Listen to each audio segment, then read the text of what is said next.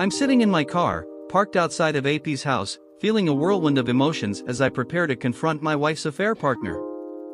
It's been a roller coaster of a journey since I first discovered my wife's affair 3 months ago. She apologized profusely and expressed a desire to save our marriage, so we embarked on a path of couples and individual counseling.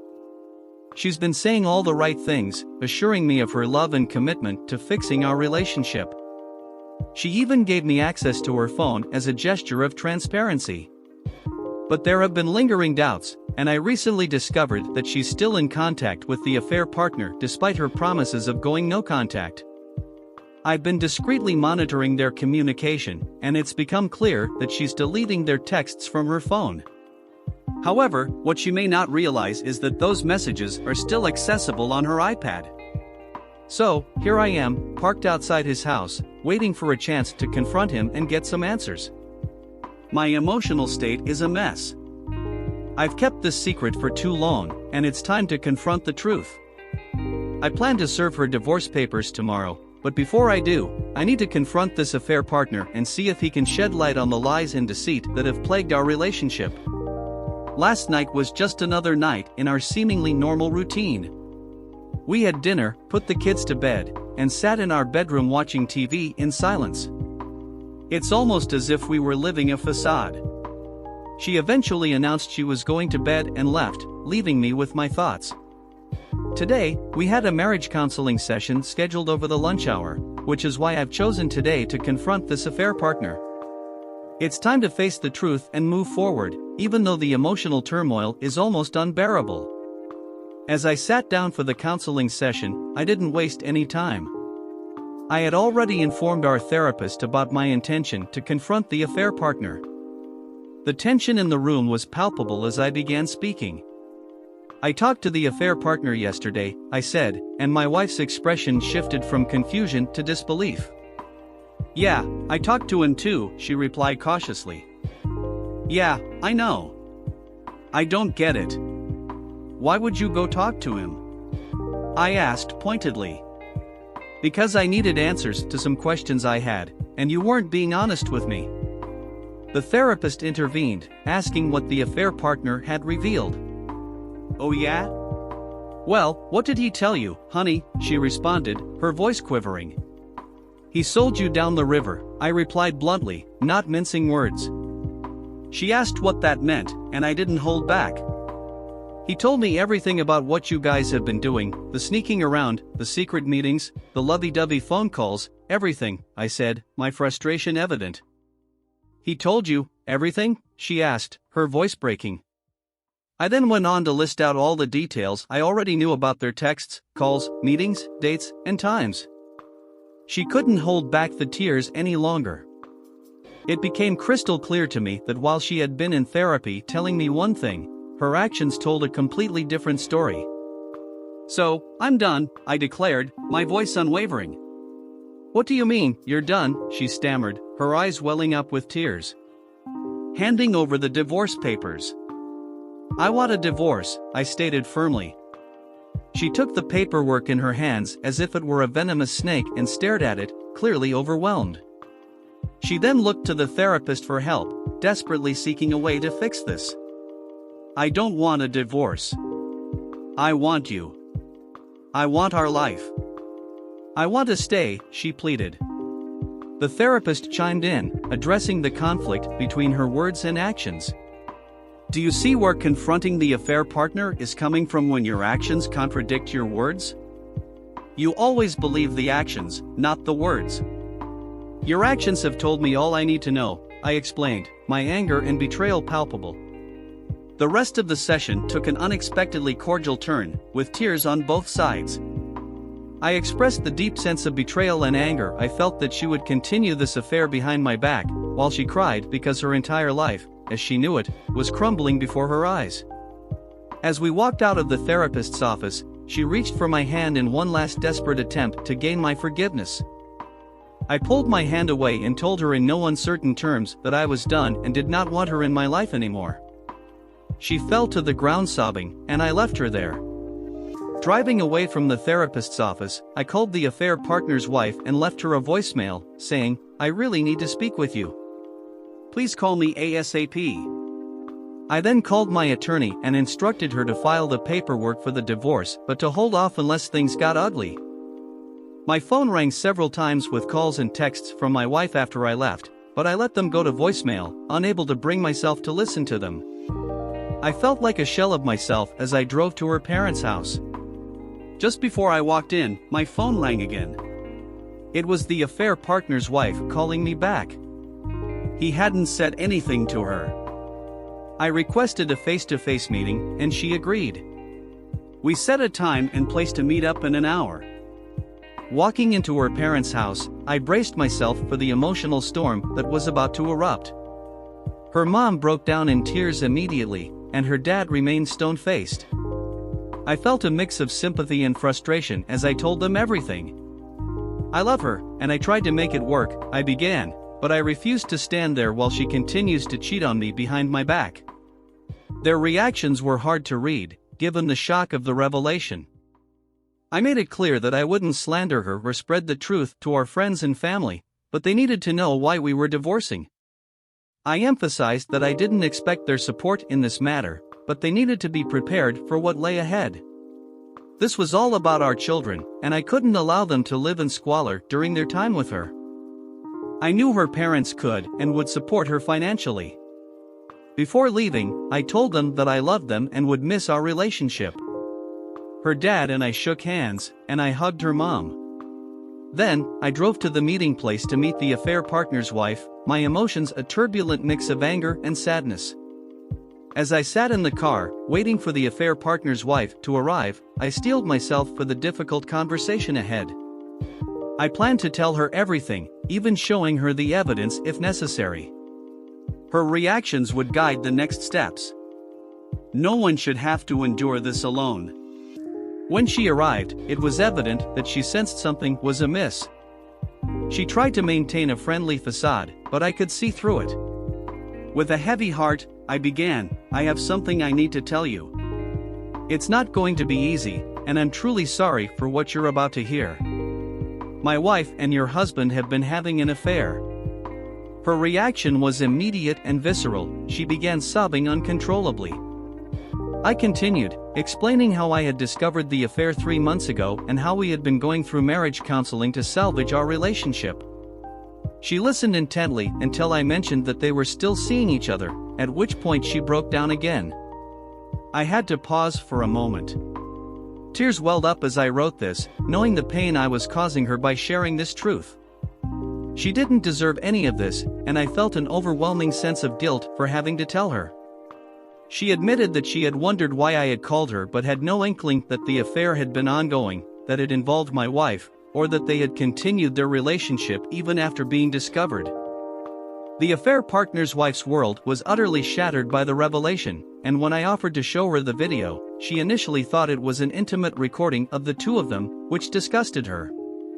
However, I quickly clarified that it was a video of my conversation with her husband. After some consideration, she decided she wanted to see it.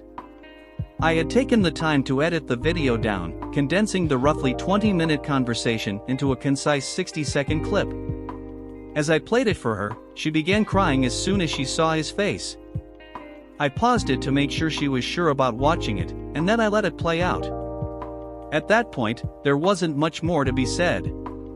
I expressed my sincere apologies for being the one to deliver this painful truth to her. She thanked me for opening her eyes, and I assured her that I understood the overwhelming emotion she was experiencing because I had gone through the same 3 months ago. I offered my support, telling her that if she needed someone to talk to, vent to, or even scream obscenities at, she could call me, and I would be there for her. She expressed her gratitude, we hugged, and we left it at that. I couldn't predict her next steps, but I had a feeling it wouldn't bode well for the affair partner. I truly felt sorry for her and for her children. Afterward, I got back in my car and headed home, where my phone had been incessantly ringing during our conversation.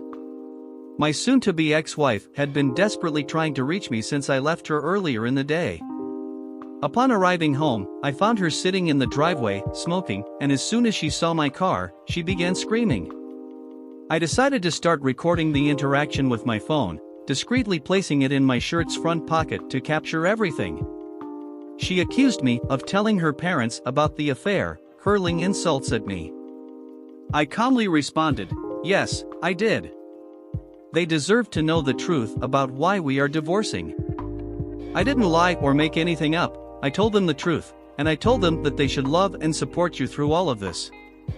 Her rage quickly transformed into sobbing, and she kept apologizing, asking what she could do to fix things and telling me she never wanted any of this to happen. I listened to her, but when she finally ran out of things to say, I made it clear that I had already said everything I needed to say at the therapist's office earlier that day. I told her that I would pick up the kids from school and handle dinner. However, I informed her that she could not stay at the house that night and suggested she stay with her parents. With that, I left her in the driveway and went inside to prepare for the next steps in this tumultuous journey. The emotional roller coaster continued as my soon-to-be ex-wife got angry when I mentioned that she couldn't stay at the house that night. She asserted her right to see the children, but I calmly explained that I didn't intend to keep her from them. I expressed concern about her emotional state and how it might affect the kids, suggesting that she tell them she's staying with her parents for a few days to help out due to her father's illness and her brother needing assistance around the house. She began sobbing again, and my heart ached for her. I saw the person I once loved, the woman I married, in such a raw and vulnerable state. I hugged her and offered my condolences for the difficult situation we were both facing.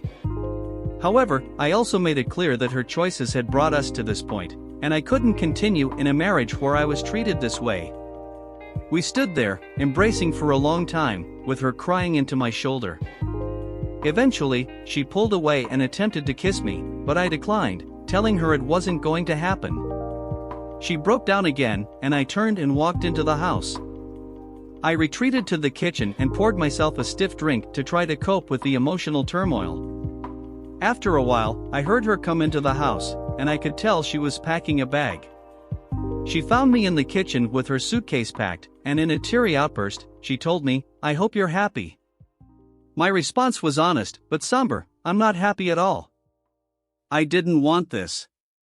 I wanted you. I wanted us. I wanted a wife who would love me and treat me with kindness, and instead, I got this. So, no, I'm not happy at all." She protested, questioning why I wasn't fighting for our marriage and throwing away everything we had. I clarified that it was she who had thrown everything away when she went back to the affair partner. I refused to engage with her as she hurled obscenities my way. When she realized I wouldn't respond, she left, slamming the door so hard that it knocked a picture frame off the wall in the back hallway. I remained in the kitchen, replaying the video of her outburst. I knew that having video evidence could be important for my legal protection if things escalated further. Afterward, I picked up the kids from school and brought them home. I explained that their mom would be staying with their grandparents for a few days. They were understandably sad but didn't ask many questions. We spent time together, had dinner, and got ready for bed. As I write this, the house is quiet, and I realize how much I miss the noise of our family life. I pour myself a few more drinks before heading to bed, bracing myself for the challenges that lie ahead. I talked to the affair partner's wife on Friday, and she told me that she's not ready to end their marriage. They're committed to staying together and are undergoing counseling to try and make things work. They have children together, and I completely understand her desire to save her marriage. After all, I did the same thing when I was in her shoes. Their kids don't know about the affair, and I genuinely wish them the best. I hope they can salvage their relationship. She asked me not to contact her while they work on their issues, and I fully intend to respect her wishes. My wife and I had another therapy appointment on Friday, and we focused exclusively on how to tell our kids about the impending divorce. During this session, she repeatedly begged me not to go through with the divorce. I reminded her that she made that decision for me when she returned to the affair partner after I explicitly told her not to. She tried to explain that they hadn't been intimate again after I found out, and she didn't divulge the details of our situation with him. However, when confronted with the evidence, she broke down and admitted that she knew what she was doing was wrong but didn't think about the consequences. She confided in the affair partner because she felt she couldn't talk to anyone else about it, not even me, her husband, whom she was supposed to be working things out with. Even when I briefly consider forgiving her and giving our relationship another chance, I keep coming back to the lies and deception. She continues to dig herself into a deeper hole, lying about sleeping with the affair partner and the details of her conversations with him. It's become second nature to her, and I know I can never trust her again. Her lies roll off her tongue as if she genuinely believes they are the truth, but I'm informed enough to see through them. So, even in the moments when I'm tempted to embrace her, kiss her, and tell her everything will be okay, I'm reminded of her lies, which keeps me focused on moving forward separately. We told the kids about the divorce on Friday night, and it was an agonizing experience. They completely understand what's happening, and they are a mess emotionally. They're angry at her for having a boyfriend and at me for leaving their mom. She really didn't want me to mention that she had a boyfriend, but I stood firm on that part. The kids have their first therapy appointment on Friday, and I'm hopeful that it will help them start working through their emotions regarding the entire situation. Balancing the role of a disciplinarian while allowing my children to express their grief, anger, and confusion during this tumultuous time is an ongoing challenge.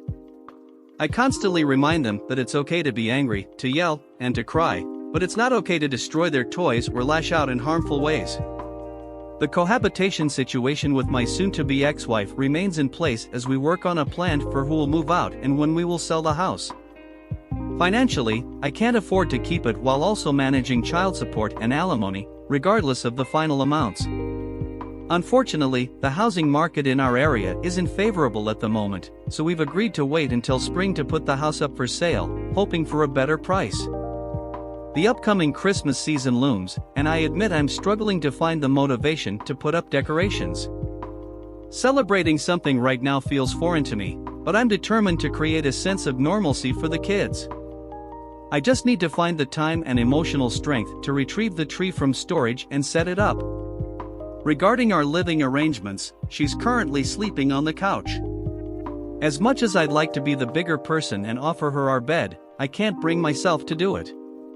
I've installed a lock on the bedroom door and use it every morning to prevent her from accessing my personal belongings.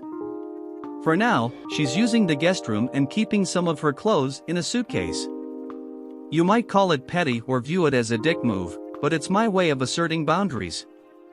She left me, and I'm choosing to sleep in my own bed at night while letting her manage on the couch. As of now, our household is relatively peaceful. We're barely talking, and when we do, it's primarily related to the kids, and our conversations are brief and to the point. While I suspect there might be more going on beneath the surface with her, as there always seems to be, for the moment, she's being amicable. During this phase, everything remains cordial, respectful, and genial. The tension that was high during the first week has considerably subsided as we all settle into our new, albeit challenging, normalcy. Surprisingly, there's a glimmer of hope in this situation as we continue to handle things amicably. Despite all that my soon-to-be ex-wife put me through, we've generally been respectful towards each other, which gives me some optimism for the future. We had a heartwarming experience when we put up the Christmas decorations. The kids had an absolute blast, and we all got into the holiday spirit. We played Christmas music, watched holiday movies, and didn't take anything too seriously. Even my soon-to-be ex-wife got involved since she's still living in the house. While I couldn't exactly prevent her from helping, we managed to create some positive memories during this challenging time. On another note, the kids' therapy sessions are progressing well. The initial meeting involved a lot of paperwork and getting to know the therapist. The kids were a bit reserved, perhaps partly due to the fact that both my soon-to-be ex-wife and I were in the room. However, the second session seemed much more productive.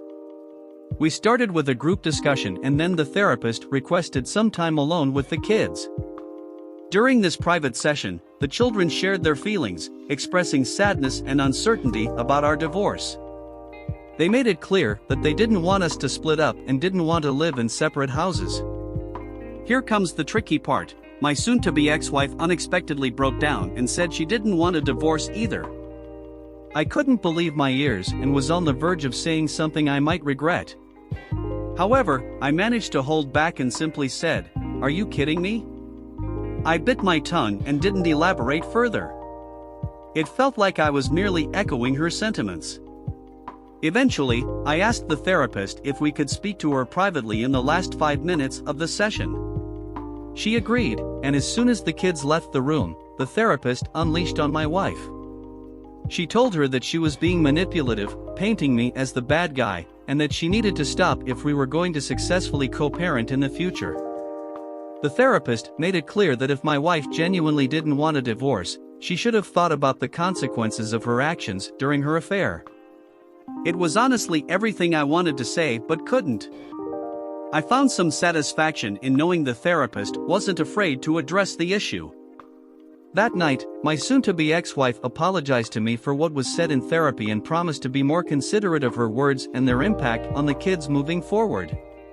It was about all I could hope for, given the circumstances. Work was going well, and our Christmas preparations were on track.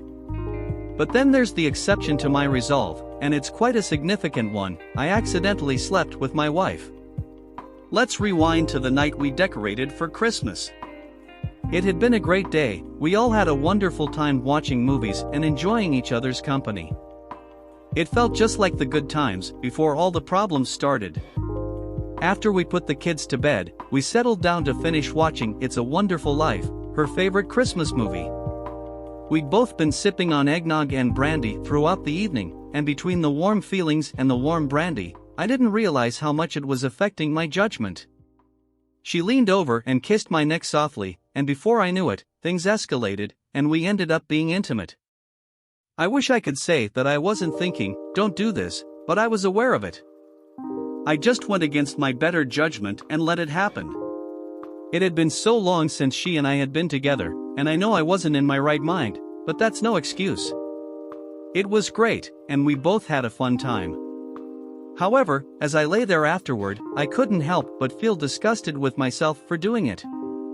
After all that had happened, her betrayals, and all the progress I had made, I was furious at myself for going against my resolve. That night, I made it clear to her that it didn't change anything between us, that I still wanted a divorce. I emphasized that it couldn't happen again, and we weren't going back to the way things were. She agreed, or at least she said she did, but with her, you can never be sure.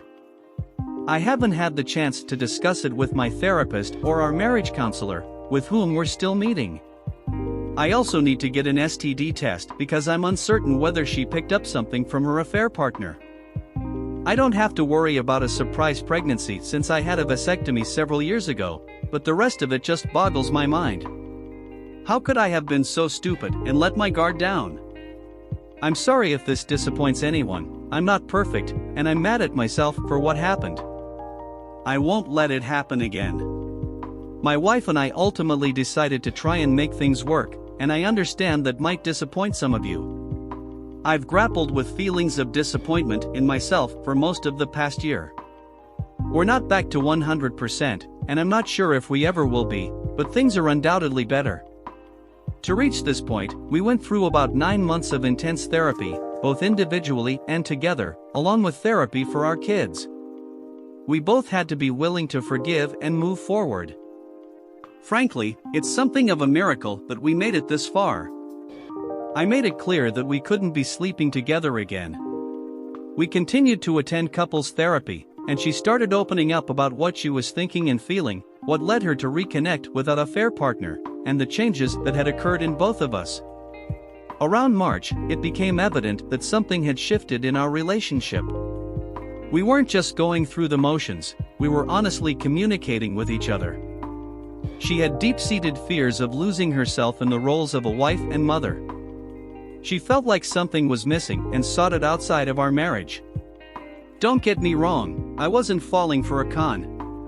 I genuinely believe she was lost and searching for something she felt was missing. Yes, she should have looked for it within our relationship, but she didn't. I've forgiven her for that.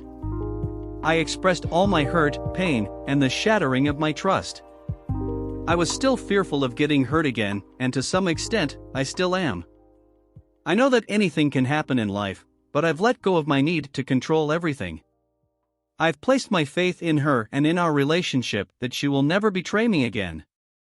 Personally, I find great comfort in having a plan. Knowing what I need to do if I ever have doubts about her loyalty or find evidence of cheating again gives me strength. It allows me to put the hurt behind me. For months, her infidelity and lies consumed my thoughts. Now, I rarely think about it anymore. She hasn't spoken to, reached out to, or checked on the affair partner in over a year. I know this because I have access to her phone, laptop, and Facebook messages, which she agreed to let me have for a while. While I was tempted to check her stuff every day, that desire gradually faded.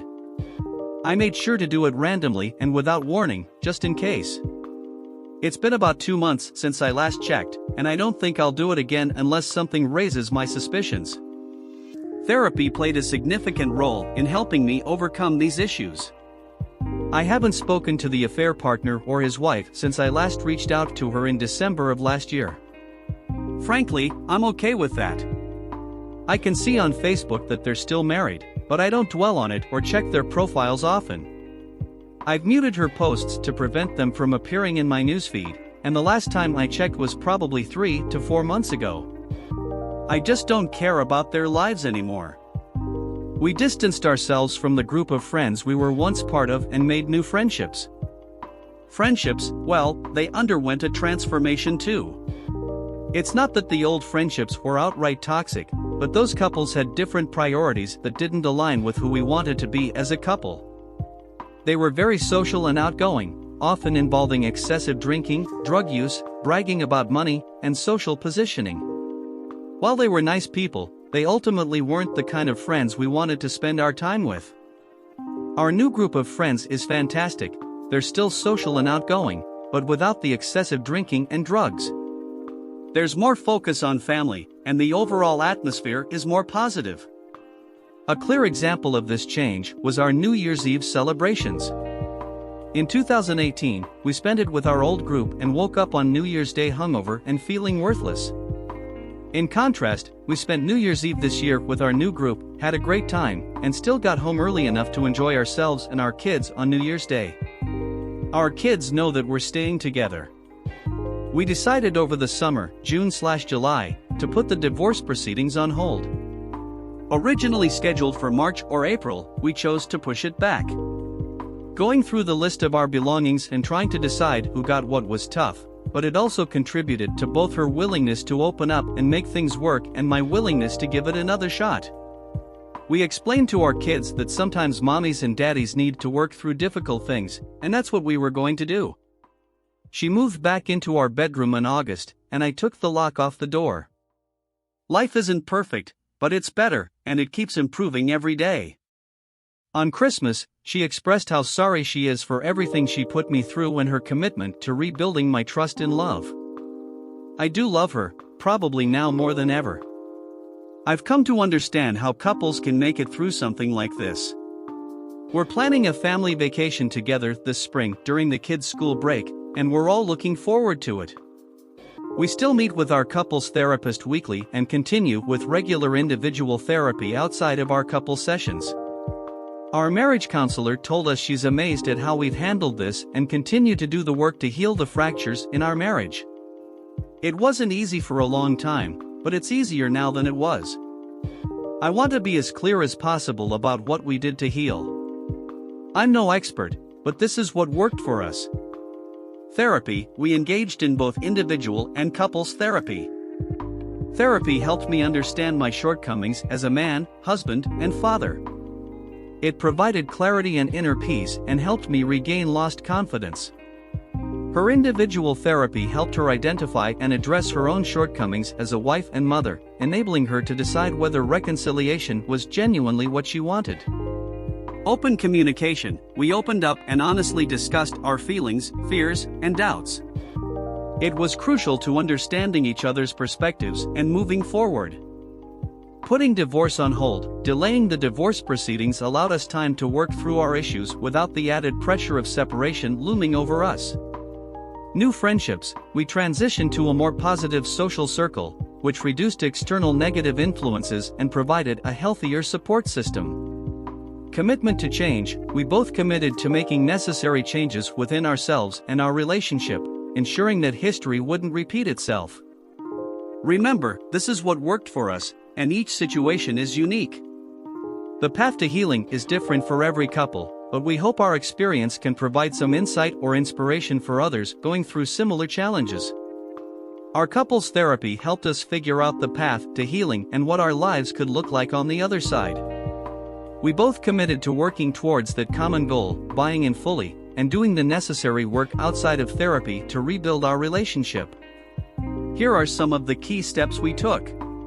Radical honesty, we committed to being radically honest with each other. When either of us felt something, we communicated it openly. We didn't keep our feelings inside, we expressed them. When she was talking to me, I put aside all distractions and really listened to her, and she did the same for me.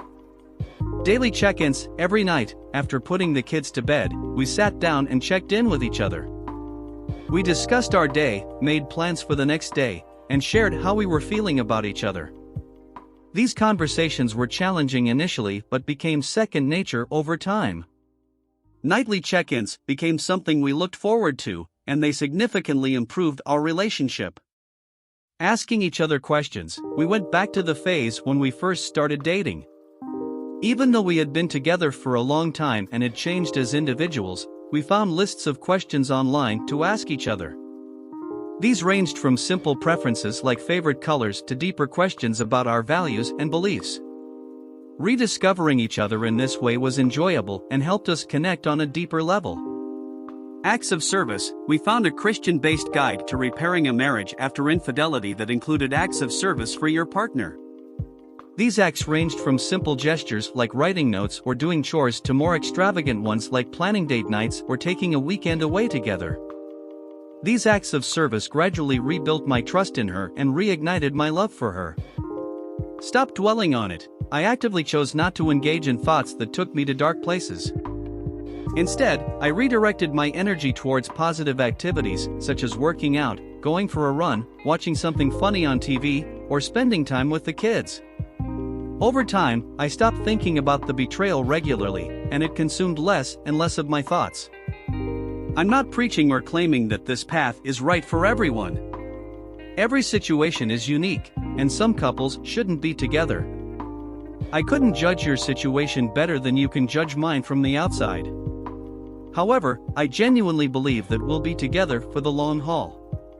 Our journey involved a lot of hard work, but it was worth it to rebuild our relationship and find a way forward. I completely understand my need to step away from this account and the discussions related to my past experiences. It's important to prioritize my emotional well-being and my relationship's healing process. Leaving the account active for others who may benefit from the discussion is a thoughtful gesture. Remember, healing is a personal journey, and it's perfectly okay to take breaks, set boundaries, and focus on what's best for me and my family. If I ever need support or have more questions in the future, I won't hesitate to reach out when I'm ready. Wishing us continued progress, strength, and happiness in our journey together. Take care. Dear listener, if you have reached this far, please consider subscribing our channel as it helps and motivates us to continue our work.